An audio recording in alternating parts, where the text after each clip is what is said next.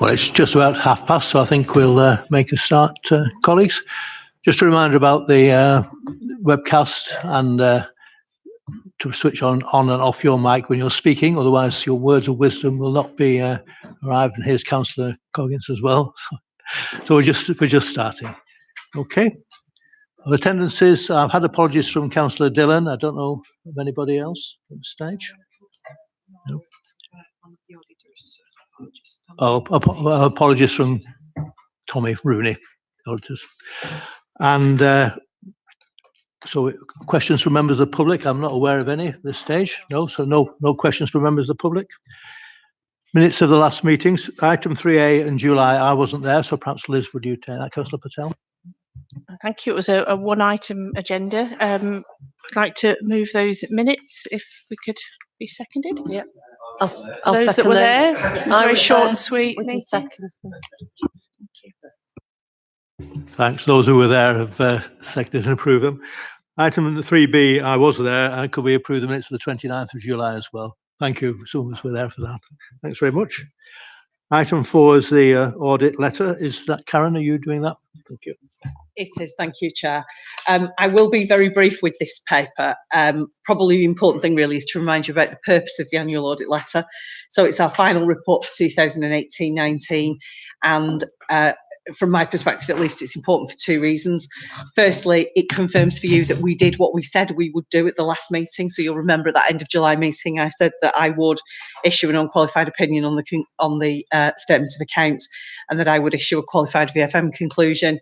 And so this report confirms for you that that did happen. And then secondly, the reason it's important is it becomes the publicly available document that goes onto your website, so that anybody who's interested to know what the auditors did, found and thought can look at that and find out. Much of the detail of what's in here you have seen before, because it is largely a repeat of the report that came to you in July. So I wasn't going to go through it in any detail, but what I do want to draw your attention to is that on pages 11 and 22, there is a reference to the work for the group auditor. In this case, it's the National Audit Office, and it says that the work is underway, and I can confirm that that is now complete. Your return has been submitted. It's all done and signed off. So that means that we are also in a position to issue the audit closure certificate, confirming that the auditors have done everything they are required to do by the Code of Audit Practice in respect of 2018-19. So your audit is now formally closed. So I'll leave it at that, but I'm happy to take any questions on the detail. As I say, we did go through much of the detail at the last meeting. Thanks, Councillor Mitchell.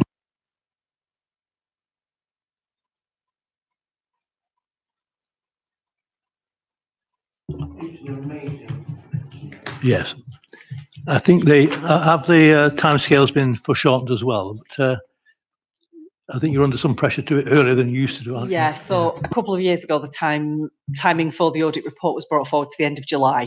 I think it's fair to say that that is a very challenging timescale for everybody, so for the council and for us to respond to. And you will be aware from this report that we didn't meet the 31st of July deadline, despite the position we were in July, where we were almost there but not quite. And I think you'll recall that I mentioned we were waiting for a couple of bits of information. I think it's fair to say that when you miss the end of July, August is a really difficult month to progress anything because of annual leave and so on. So unfortunately, I suppose the bit of administration that comes later does take a little bit longer once you get out of that sort of manic peak period, because people have got holidays and so on. So, but to be in a position where we've issued the whole of government accounts return and everything by today is a creditable performance. So thank you. Thanks. Any other questions for anybody? Oh, sorry, but Liz, yeah. It was just in the forward look, Local Authority Financial Resilience Index. I thought that sounded quite interesting, and I wondered if has it been released yet, or will we be considering reviewing that? The Financial Resilience Index will be interesting when it's released. It's expected to be released, I think, in the next couple of weeks. We had a kind of beta version last year, but the results of that were only sent to finance directors on the basis that they weren't really sure that the right things being measured, and they wanted a consultation on it. I was at a meeting a couple of weeks ago, and they said that it would be released. The results will be released initially to myself, and then once I've made sure that there's nothing ridiculous in there, they'll be released more widely. I'm not quite sure how they're going to be released more widely, but I think it will be an interesting item, and it might be something that the committee wants to have a look at when it comes. Thanks. Anne? Sorry. Thank you. Just two things. I'll just take them one at a time. Just on page 14 about the valuation of property and plant, and you say on that you've made some recommendations to improve the quality of supporting documentation, and then you say that we value some things every 4 years. And would you expect there to be some significant differences in that data every 4 years, or of valuations going up and down at all, just as point one? Or? Depends. So the requirement is that you your accounts include every year assets at a materially correct value. So you have a formal process that means that all assets are revalued at least every 5 years. There are some assets that are valued more frequently. So those that are held in your accounts at what we call fair value, so they're in there because they're investment properties, they're revalued every year. And that's because the valuation does go up and down, and it's right that happens. Your buildings like town hall, schools and so on, you have on a rolling programme. The issue that we had this year is that what we tried to do was test back to the real detail underpinning that. So did you give the valuer the right information? Did you tell him that the town hall was the right size, or the school was the right size, or whatever? And did the valuer then use that appropriately? And could we see the evidence of the process that had been gone through? And I think it's fair to say that it was the quality of what was written down, not the value at the end, that was the problem. So it was kind of getting the documents to underpin the fact that the answer was right that was the struggle. So I suppose once you've done that once, most of that wouldn't change. Well, the town hall is not going to change its size necessarily. Hopefully not. Hopefully not anytime soon. And the other thing is on page 19, just about reserves, where it says at the bottom, earmarked reserves, excluding schools, totaled 43.3 million. The use of reserves to support revenue in the longer term isn't sustainable. What's your view on how much of that there's still to go at in terms of use, and how much of that is that and a minimum reserve that your expectation is that we wouldn't go below in normal times? She's asking your opinion. So it's a very difficult question for me to answer. I think the way that I would describe it is that your Section 151 officer gives you advice every year on what the level of council reserve should be. Broadly, I would always support the view that most treasurers are quite prudent, and they set reserves, a policy minimum level of reserves at a reasonable level. My concern is not so much the absolute level of reserves, it's the speed with which you eat into them if you don't deliver your savings programs. So it doesn't really matter whether the answer is 10 or 100. If you're spending 11 of them every year, you are going to run out of them if you don't do something. So my concern is more that you are delivering the savings plans that allow you to keep your reserves so that you've got something for a rainy day, and not that you're relying on reserves to allow you to not need to make those very difficult decisions. But I'm also conscious that you have now got a reserves policy going forwards, which will set out probably more explicitly than you've seen before Nikki's views about what the council needs to have as rainy day money. I think the important thing to remember as well is that some of your earmarked reserves are because you want to do things, so you've got a plan for them, and that's fine. The one that is the most concern to me is what I would call your general fund balance, because that's the one that you tap into when you're Really skint. Yeah. Okay. Any more questions? Thanks. Can I just follow up on those comments? Because that was interesting. You said the absolute value is less important than the rate at which we're moving into them. But in general terms, as I understand it, our absolute value here in Trafford is quite low compared to similar authorities. So I don't know if we could just get some comments on Anne's question, but in terms of the absolute value itself. Thanks. So the absolute value of reserves is fairly low in Trafford. We are a fairly small authority as well, though, so we have to bear that in mind. Over the last few years, we have increased our level of reserves, partly because of the uncertainty in the future that we're facing in regards to our funding. So it has been prudent to build up some reserves, some of which we are actually have got plans to spend those. For example, when the business rates reset happens and the fair funding review happens. One of the things, going back to an earlier question about the resilience index, one of the measures in the resilience index is actually how fast you are either depleting or building up your reserves. And if you look at an authority like Northamptonshire, where obviously they got into serious difficulties, they were doing exactly as Karen says. They were not delivering their savings plan, and they were using their reserves to plug that gap. So they started off with quite a lot and ended up with nothing at all. Thanks. Is that all on that item? Thanks very much. Thanks to the officers as well. So we'll move on to the next item, which is Karen again, I think, isn't it? And this one will be even briefer, I think. This is the audit progress report. Page 29 just gives you a quick summary of where we're up to in terms of audit delivery, and obviously confirms that we've issued the audit opinion, and this says we've completed our work on the whole of government account. Oh, sorry, we've commenced it. We have actually finished it since this report was issued. The second section of the report, starting on page 30 of your papers, headed up National Publications, is for your governance interest, really. So it's just a summary of reports that have been issued by various parties that you as a committee might be interested in because of your particular function. So there are a couple of things just to bring to your attention. The first one on page 31 is that there is a consultation ongoing about the Code of Audit Practice, so that is the scope of work that auditors do for the council. The key thing that is proposed in that consultation is a change really to VFM, value for money conclusion, to make it a more narrative based and perhaps a broader, more balanced conclusion rather than the binary good or not good assessment that it is at the moment. There's a couple of other things just to draw to your attention as well. So on page 33, there is reference to a SIPFA report on income generation.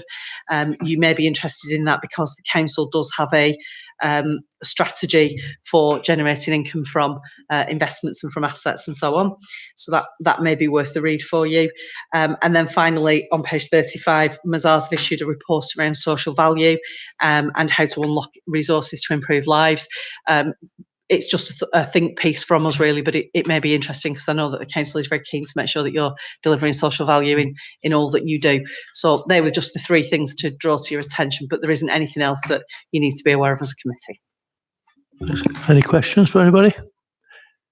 No? Well, thanks very much, Karen. Thank you for that.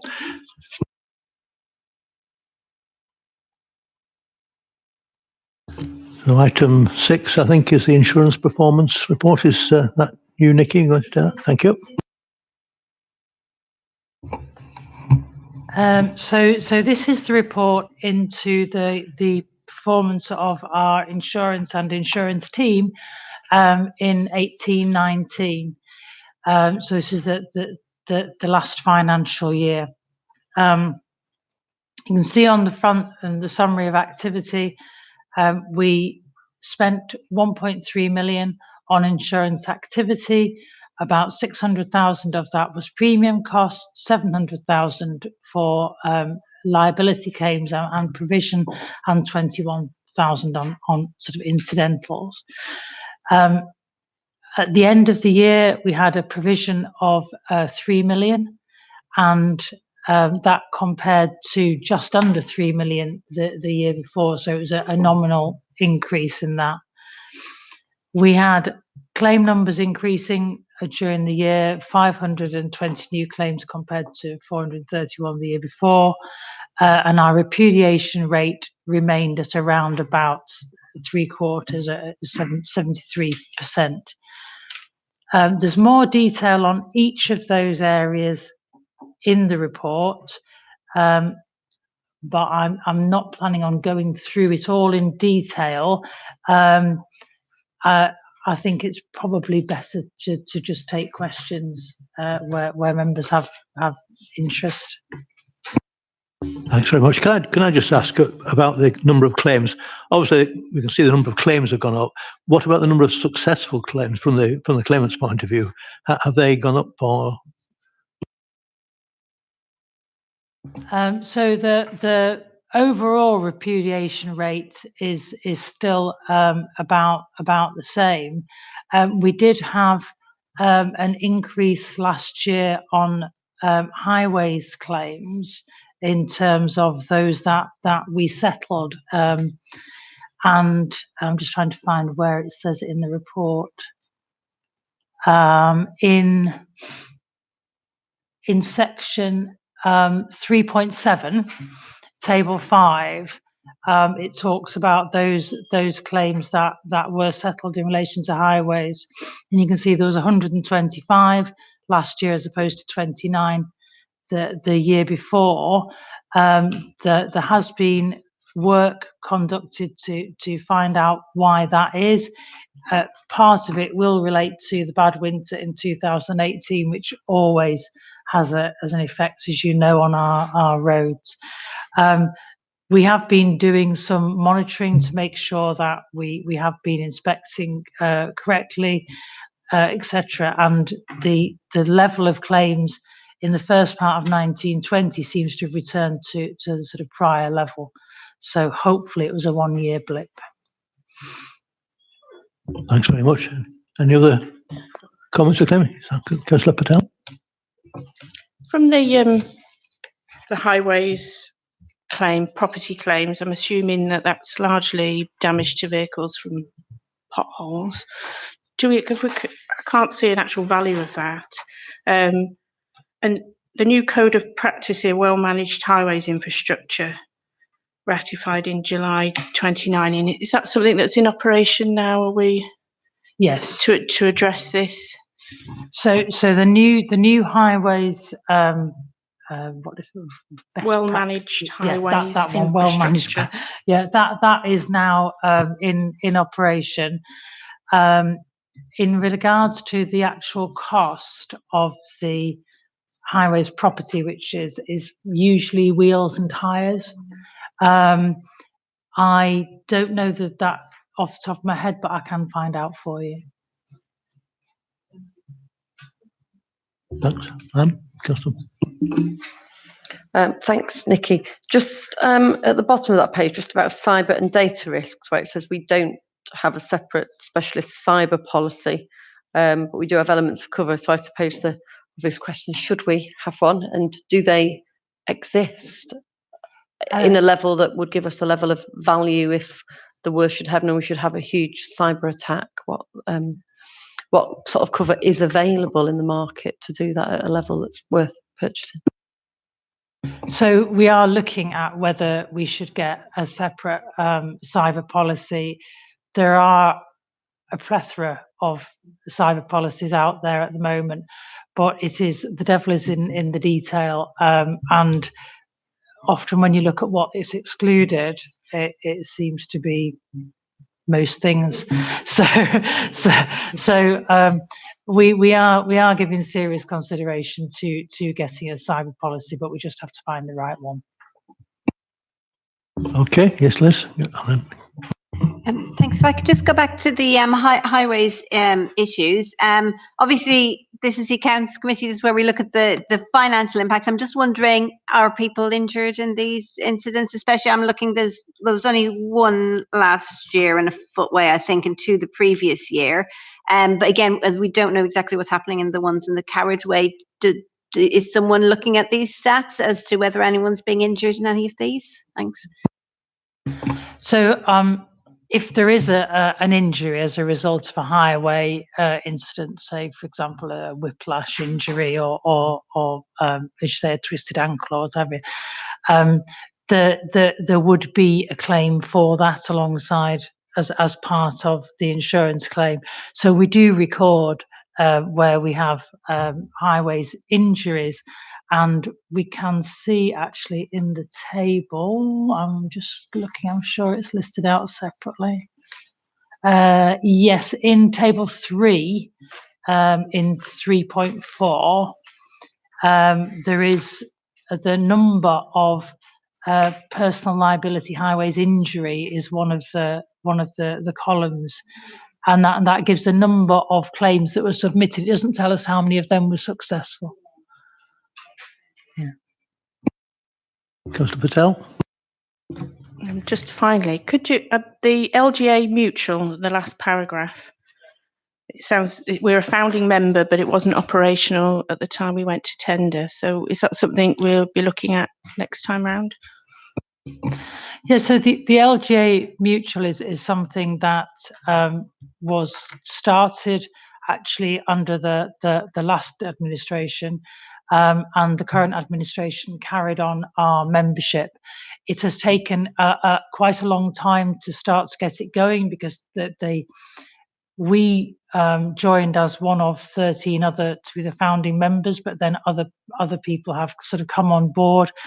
In order for them to develop their business case, they've had to take a lot of data from us in terms of our claims histories, etc.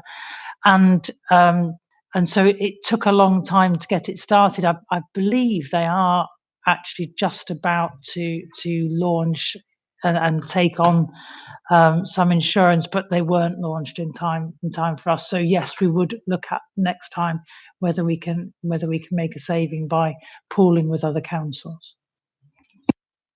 Thanks very much. That's final takers. Can we move on to item 7, which is again you, Nikki, I think, Treasury Management? Yes, I get all the exciting ones, don't I? So this is the first half of this year, and it's basically giving an update on our statistics in terms of the levels of our debt, the loan interest, our investment activity, and I'm pleased to say that we are doing quite well given the low interest rates in our treasury investments activity. Remember, this is separate from the capital investments, the property investments. I think the report goes through the economic update, which is very much a changing picture. So this economic update was right at the time the report was issued. Probably isn't right now. I think one of the most important things to draw attention to is the increase in 4.3, the increase in the PWLB rates that happened at the beginning of October, which is actually slightly after this period, but will affect us going forwards. The Treasury decided to do two things. It increased the amount of money they were allowed to lend from 85 billion to 95 billion, but then increased the interest rate by 100 basis points or 1%, which actually has a quite a marked increase if you are looking to borrow, particularly for things with a marginal return, which are mainly the sort of regeneration type things, or things like house building, which are maybe if you are, for example, looking to build sort of more social housing, that kind of thing, the rates are margins are quite tight. So I think that's one thing that I would like to draw your attention to. The other thing, if I can find it, is in somewhere in the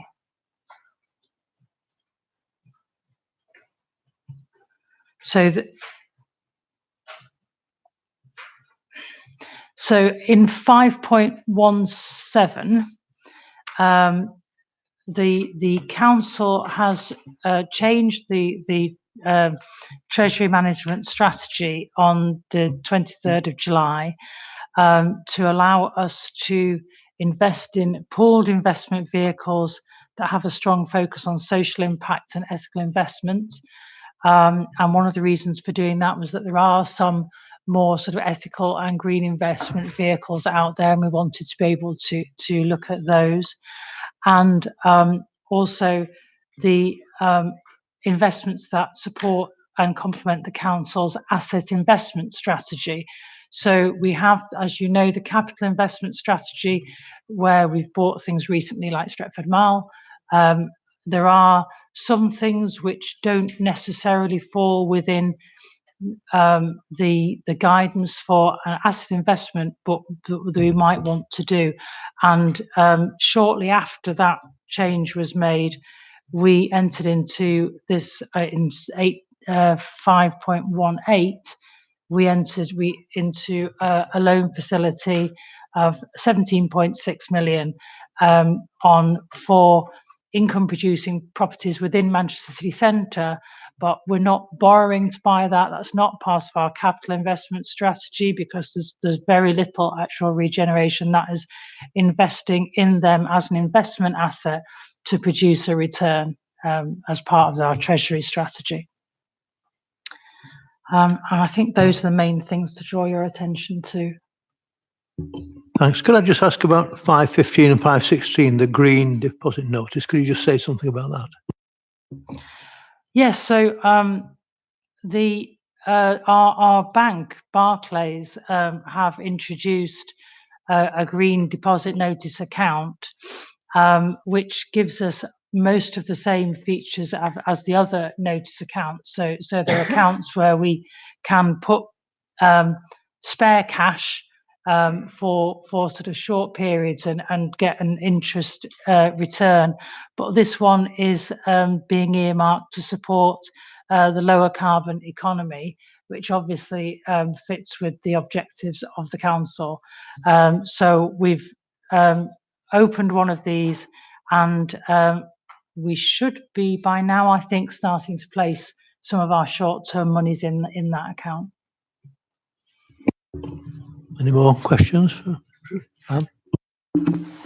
Thanks, Nikki. Just going back to the Public Works Loan Board, do you foresee us doing anything differently than we would have done because of that interest rate rise? And is all the money that are all those loans on a variable rate? Do you ever fix at the lower rate, or is the Public Works Loan Board always on the variable rate and can go up and down at the whim of the Treasury? So when we take out a loan from the Public Works Loan Board, at the point we take it out, we fix the interest rate on that day. So the day we take it out, that interest rate is the interest rate for the length of that loan. So we have been quite lucky in a way, because we did do quite a lot of borrowing last year and at the early part of this year, which was at the lower rate. We have been slightly unlucky because the day the Public Works Loan Board raised their interest rates was 2 days before completion on Trafford and the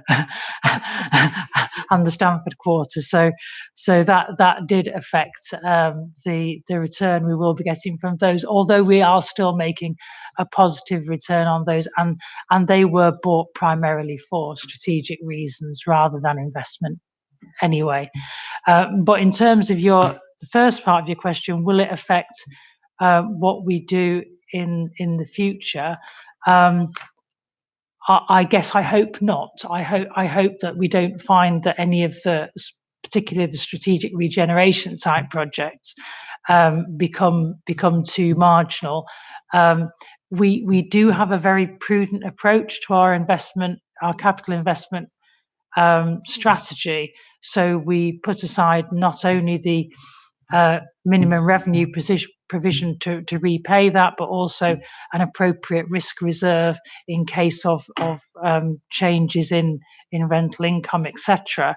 So that does mean that we take a big chunk of margin out of anything before we even look at it. So the rising interest rate could cause us a problem, but I hope not too much. Just a very quick follow-up to that. Do they change their interest rates very often at the Public Works Loan Board, or do you expect it to be at this rate now for some considerable time? Is it something they... So like all sort of call off interest rates, they do change on a daily basis, but usually by 1 basis point or something like that. I don't know whether, depending on what might happen to the economy, whether they might decide they want to stimulate growth, but at the moment they've made a conscious decision to increase it in order to slow the rate of borrowing. I mean, they've actually said that. So I can't see in the short term them bringing it right down. Councillor Mitchell.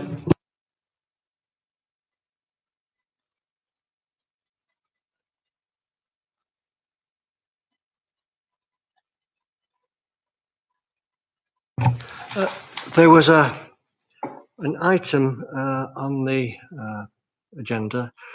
In addition to the principal of 20 million and outstanding loan interest of a third of a million, an early termination penalty totaling 11.7 million was required in order to extinguish the debt. How on earth... what took us to get into that at the first, and where on earth do we write 11.7 million pounds off from our accounts? So I'm not sure which report you're quoting from.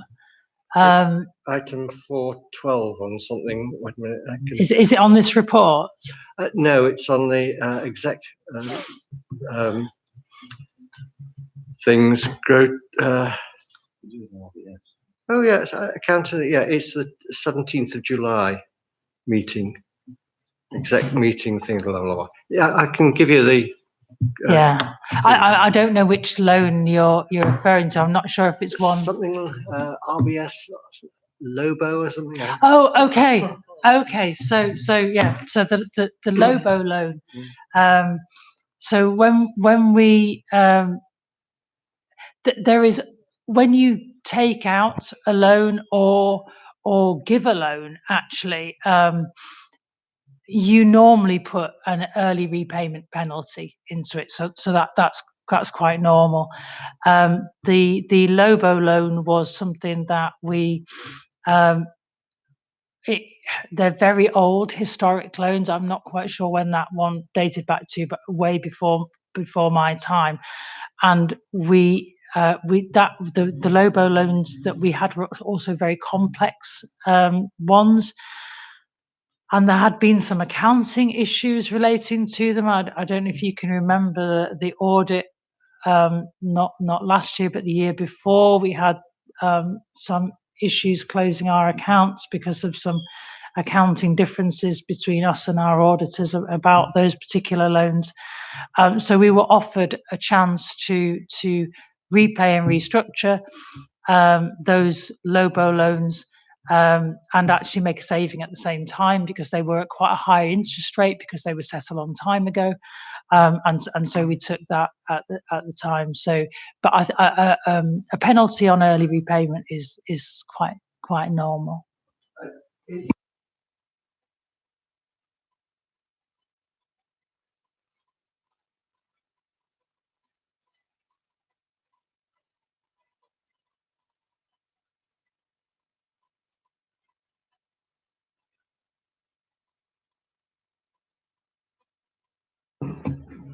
I haven't read that report recently, so I think I think I will come back to you on that. If you could actually send me the extract that it is that you're that you and your question, I'll get a response to you. But I haven't read it probably since July, so. Forgive me, Chairman. Yes, I'd be most grateful. I will pass these on to you and look forward to hearing the. Yeah, thank you. Thanks. Thanks, Councillor Collins. Thanks. Just on that, I think the council is involved. Isn't the GMCA taking a legal claim as part of the LOBO? I don't know if that one's involved, but are we taking a legal claim about some of the LOBO loans as part of the GMCA? No, I've misunderstood that, have I? Some other councils, I thought we were part of it. Okay, never mind. To my point, sorry, I just had two issues. Councillor Lloyd and I did the day-long treasury management training in Leeds recently. I think he's mentioned this, which was really interesting and helpful, actually. Yeah, okay, really helpful. It was interesting too. Just on page 52, it mentions the interest rates, the sort of average interest rates had gone down because of old loans maturing. So on the treasury management training, they told us actually some councils were stuck with historic loans with very high interest rates, some even 8%. And I mean, again, I don't know if anyone has these numbers to hand, but I don't know if we have any that are really seriously worrisome. I suppose if we have, that people are working on us. That was one issue. And then about 5:15 to 5:17, the green deposit account and everything. First of all, to welcome all those, as you know, I've been talking about using the council's finances in a more sustainable way. I'm wondering how much investigation we've done into Barclays' green account and how green it really is. Barclays aren't necessarily known for their radical approach to the climate, and do we have some criteria as to what they're calling green investments and so on? But yes, generally welcome all that. Thanks. Okay, so on the Barclays green account, I couldn't actually say exactly what the criteria for it being green. We obviously will have it, but I couldn't tell you right now. But I will let you know. What was the first part of the question? Oh, the old loans. So most councils have some loans with high interest rates that relate back to probably around the 90s when people took out loans, and some of them were at those kind of rates. We are constantly looking at any loans we have with higher interest rates, and I'm not quite sure what our highest rate is at the moment. We're constantly looking at them to see whether or not we can, whether it makes financial sense, given the repayment penalties, at what point it makes financial sense to repay them and restructure those monies. So the Treasury team are constantly looking at that. Also, we'll find out for you what our highest rate is currently. Thanks. I think at one time we used to have a little graph with the population of the loans and which, the various interest levels and so on. Yeah, I think it used to come to committee not recently, but a long time ago. It might be helpful to see that, if then we can see, presumably the higher ones will fall out of the picture, subjective, as you say, to repayment conditions and so on. Yeah, we can get a graph like that for you. I do remember the graph you're talking about. We can get one of those. Okay, anybody else? Thanks very much. On to item 8, which I think is Mark, you?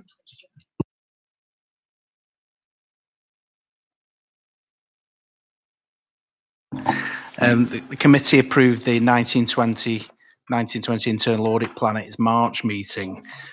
So this report provides a first update of the year in terms of work we've done between April and August.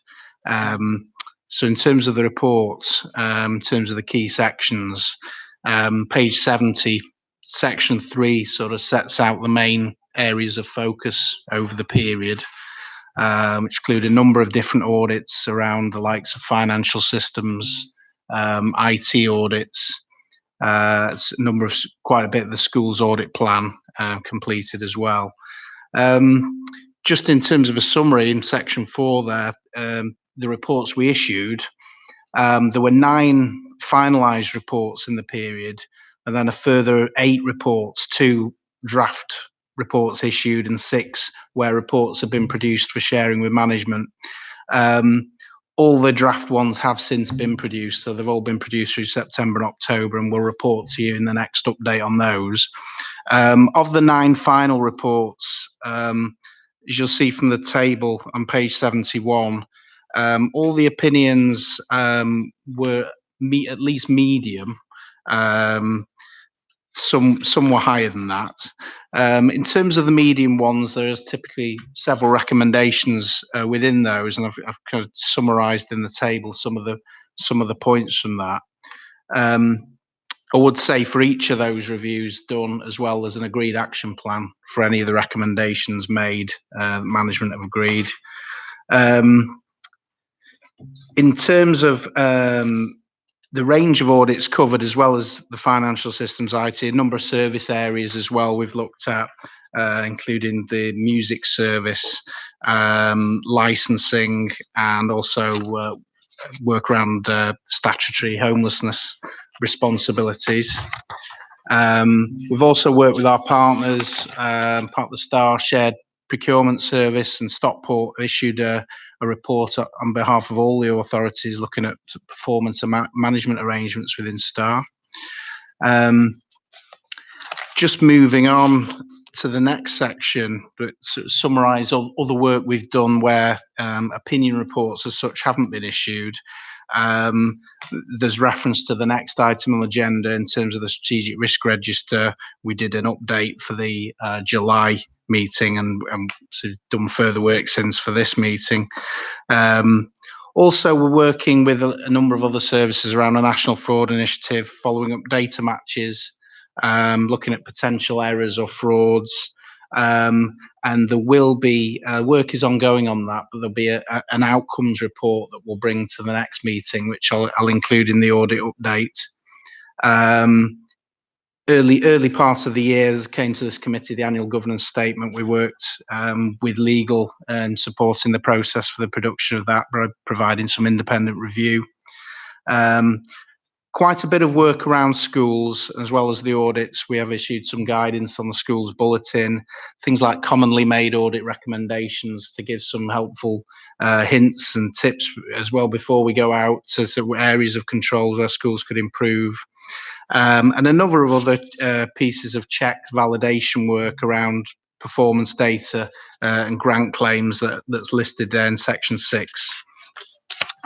And then just moving on in terms of the impact of our work during the period, and looking at whether recommendations have been accepted or not. And there's a good positive response, 98% of recommendations accepted. So there are only a couple of recommendations, I think mainly related to resource issues being practical to implement.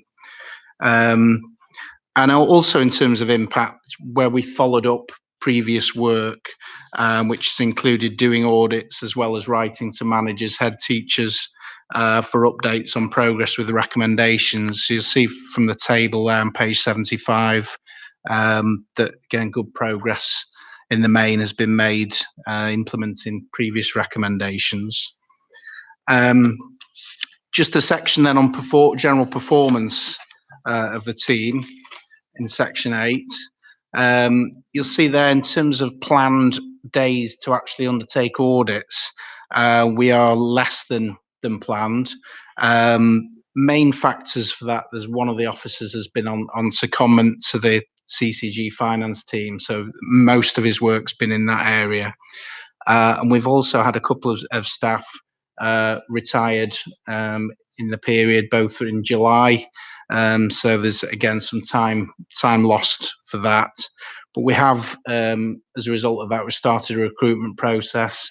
In August, we undertook interviews, and so we appointed an officer a couple of weeks ago at senior auditor level, and we're also reviewing the other vacancy at the moment. In terms of general performance, in terms of reports issued, we are still broadly on track. Looking at the halfway stage, by the end of September, we'd issued 19 opinion reports, and we'd got a total of 38 for the year ahead. We do anticipate there would be some amendments to the plan with resource issues, but I'd be reviewing that over the coming months, and certainly the next update to the committee, I'll give you an update against that. Finally, just in terms of planned work for September to December, which we're well into now, we have issued all the final reports that were outstanding up to the end of August. Other work we've done, the National Fraud Initiative will continue with that. We've linked in with Star Procurement around training to make sure that there's an e-learning package around procurement, adherence to contract procedure rules. So that's been rolled out for managers, budget holders to complete, and obviously work around the strategic risk register that we've brought to the committee tonight. So just to sum up as well, at the end in the appendices there, you'll see in Appendix 1 an analysis of time spent against planned, and also Appendix 2, some more detail in terms of the individual reports and reports completed and reports planned for the remainder of the year. So I'll just take any questions, Chair. Thanks, Mark. But I just mentioned, I think on page 73, I'm a governor of Worthington Primary School, so that's one of the schools mentioned, I think. And nothing untoward, I don't think, but it's mentioned. Yeah, so final report's been issued. Yeah. And I'm a governor at Stretford High as well. Any questions? Yes, Jenny. Yeah. Thank you. Mark, could I just ask regarding the STAR audit? It said there was just some recommendations regarding improving the processes for recording and checking the savings achieved. I just wondered if there was any more information available regarding that recommendation. Yeah, I could certainly get hold of a copy of the report that got the detail in. I know there's discussions within finance in terms of how savings are recorded and how it's credited, where they've come from. And I think Stockport doing the audit just made some recommendations to tighten things up. So I can share the report for you. It's just because it was quite when we had a presentation on STAR, they were quite specific about their savings and stuff. So I just wondered, was just following up from that really, just to understand it a bit more. And just on that as well, there will be a further STAR presentation at, I think it's the next meeting as well. So you could follow up there as well. Okay, thank you. Any further questions, Councillor? Thanks for that, Mark. Just very quickly, can you just remind us that if an audit's done and it's not at the highest level, how reviews work on that and your expectation on people meeting so obviously the managers will accept the recommendations, but how often you go back and relook at those? Yeah, I mean, we broadly have a framework in terms of, you see the opinion levels we have in the back of the report. A high opinion, typically, that we probably wouldn't go back, other than any periodic time we'd want to go back on a cyclical basis or whatever. We tend to have where the medium, you'll see quite a few mediums, we will tend to follow them up in some way. It may just be from self-assessment, so maybe just writing to managers and getting an update on progress. Certainly where it's below that, if it's a low medium opinion or a low opinion, we would put that in the future audit plans to do further audit work. So we, as well as just asking managers on progress, we would actually undertake audit testing to sort of verify what sort of progress. So as a general rule, that's the way we'd work. And if on the follow-up there wasn't sufficient progress, we'd potentially follow up again, which happens occasionally. And is there many or any areas of the council that you're following up a follow-up on at the moment? I think the one that springs to mind in the audit plan would be business continuity, because we'd done a follow-up of that and we'd included it as a further review. That would probably be the main one for this year's plan. Thanks. Any further comments, anybody? Okay, we'll move on to item 9, the strategic risk register, which is Mark again, I think. Okay, just so the committee received an update on this in July. So here's basically on information that has been received from CLT and heads of service through September and October on each of the risks in the register. Since you last reviewed the report, there haven't been any risks added or removed as such, but the updates within each of the risks. Just the other one to note as well in terms of a change in risk score, the number one there, the Brexit risk was increased, and you can see the detail on that on page 88.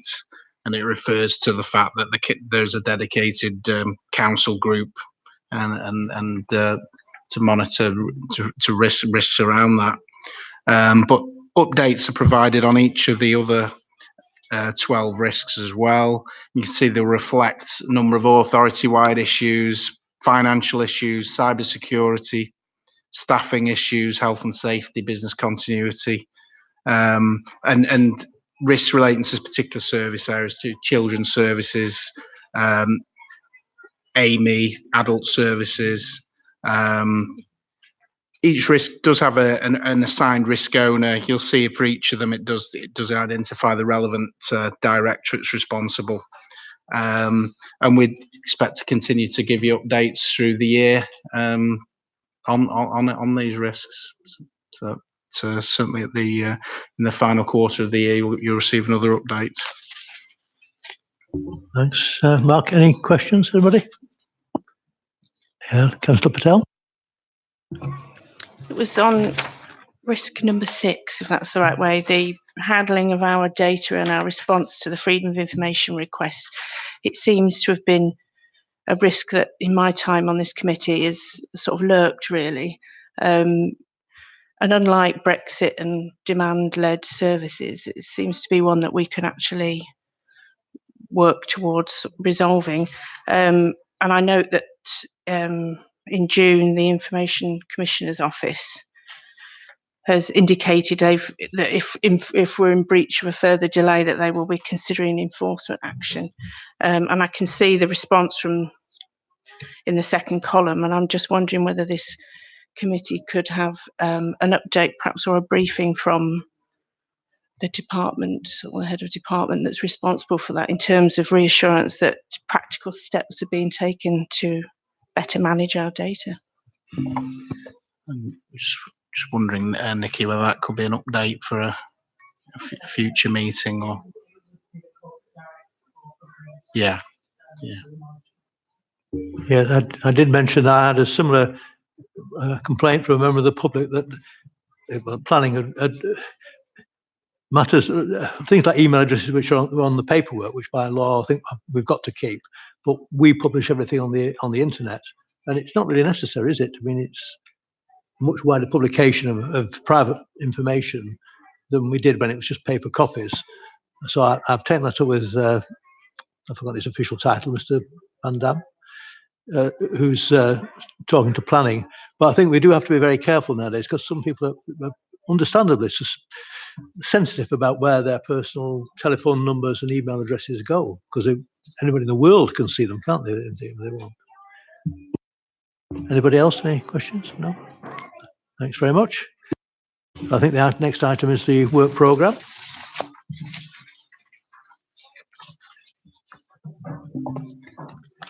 Okay, thanks, Chair. So in terms of the work programme, you see there's 4 meetings actually now completed. So two further meetings for the year.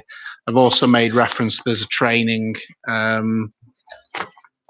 against the 5th of February meeting. There's a reference at the top to Treasury Management training, which will be outside of the committee in January, which I think helps support the item on the Treasury Management strategy that will come to the February meeting. And also note as well that STAR will be giving a presentation as well at the next meeting. Okay, thanks. I thought perhaps Councillor Lloyd and Councillor Collins could lead on the Treasury Management.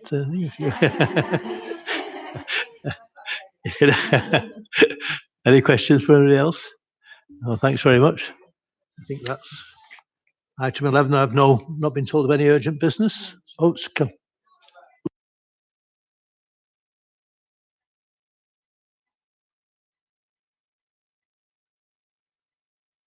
planning and what have you. I mean, there's a couple of things really.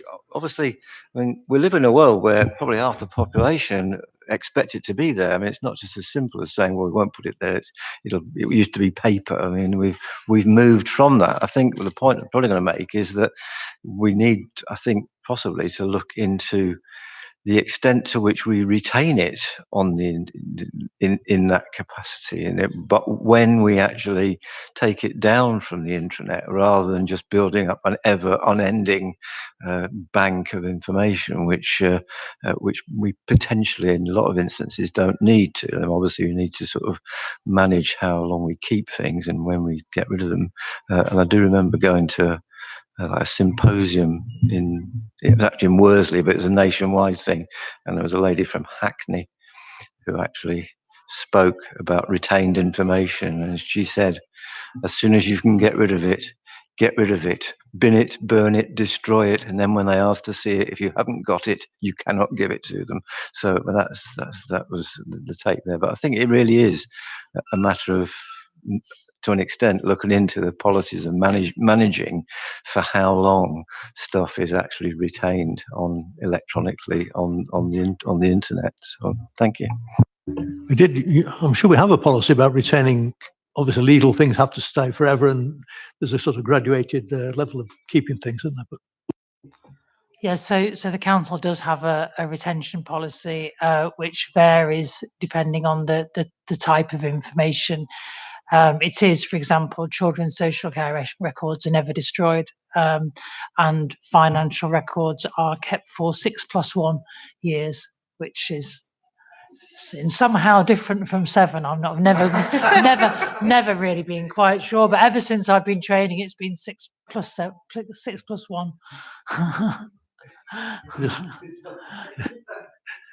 just wonder whether the lady who gave you advice about burning information was related to President Trump. It seems the sort of thing they would.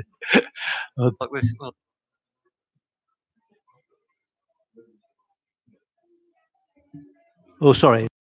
Sorry. Right. Like Withenshaw Hospital, I mean, they've got 1 million patient records at the hospital, and off-site they've got goodness knows how many other patient records of deceased people that they have to keep in the event of there maybe being another shipment type inquiry and things like that.